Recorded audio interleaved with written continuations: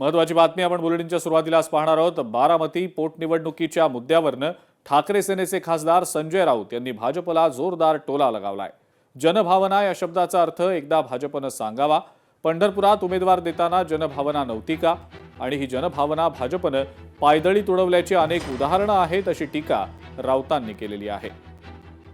मुख्यमंत्र्यांनी काँग्रेसला आवाहन केलं होतं, जनभावना जर काँग्रेसला समजत असेल तर काँग्रेसनं बारामती पोटनिवडणुकीतून माघार घ्यावी असा सल्ला त्यांनी काँग्रेसला दिलेला होता। त्यावर आता संजय राऊतांनी ही प्रतिक्रिया दिली आहे। काँग्रेस पक्षाला जनभावनेची थोडीही कदर असेल आणि जनतेचं मत काय आहे, जनतेची नस काय आहे हे जर काँग्रेस पक्षाला लक्षात येणार असेल तर मला विश्वास आहे की ते उमेदवार परत घेऊन त्या ठिकाणी सुनेत्राताई पवार यांना बिनविरोध निवडून देतील। जनभावना काय याची व्याख्या त्याने एकदा सांगावी। नांदेडमध्ये वसंत चव्हाणांचं दुर्दैवी निधन झालं तेव्हा उमेदवार करताना जनभावना नव्हती। पंढरपूरला आमदार भालके नानाचं निधन झालं तेव्हा उमेदवार उभा करताना जनभावना नव्हती।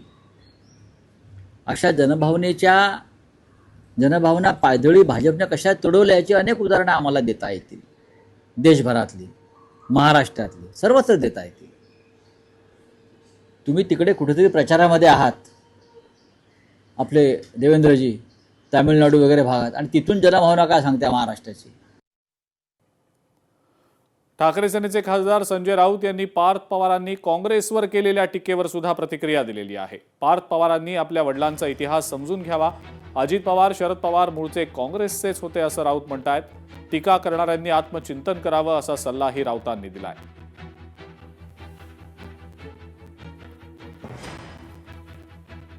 अजित पवार आणि शरद पवार मूळचे काँग्रेसचेच असल्याचं संजय राऊत म्हणतायत।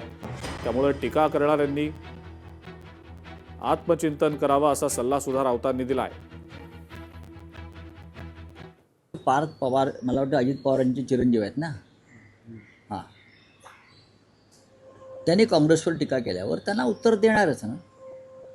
आणि शरद पवार काय, अजित पवार काय, हे मूळ काँग्रेसवालेच आहेत ना।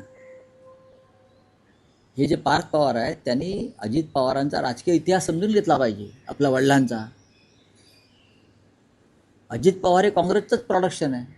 काँग्रेस पक्ष या देशातला नव्हे तर जगातला, एका देशाच्या स्वातंत्र्य चळवळीमध्ये प्रचंड योगदान असलेला हा पक्ष आहे। त्याच्यामुळे काँग्रेसवरती अशा पद्धतीनं टीका कोणी करावी याचं आत्मचिंतन टीका करणाऱ्यांनी स्वतःपुरतं केलं पाहिजे ना।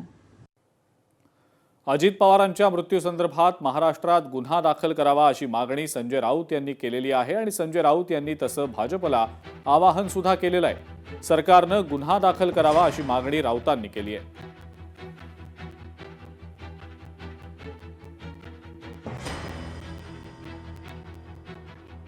खरोखरच अजितदादांविषयी इतका प्रेमाचा पाना फुटला असेल तर जी भूमिका काँग्रेसने घेतलेली आहे, आम्ही माघार घेतो, अजितदादांच्या मृत्यू संदर्भातला गुन्हा महाराष्ट्रात दाखल करा। का करत नाहीत? तुम्ही काँग्रेसला धडा शिकवायला निघालात ना। काँग्रेस कुठे म्हणते की आम्हाला धडा शिकवा, की आम्ही तुम्हाला धडा शिकवू? आम्ही कुठे म्हणतोय? आमची भूमिका स्पष्ट आहे। ज्या अजितदादा पवारांविषयी आपण अत्यंत सहानुभूतीनं जे तुम्हाला उचकी लागलेली आहे, या उचक्या बंद करा। लोकशाही मराठी ऐका, पहा, जागरूक रहा।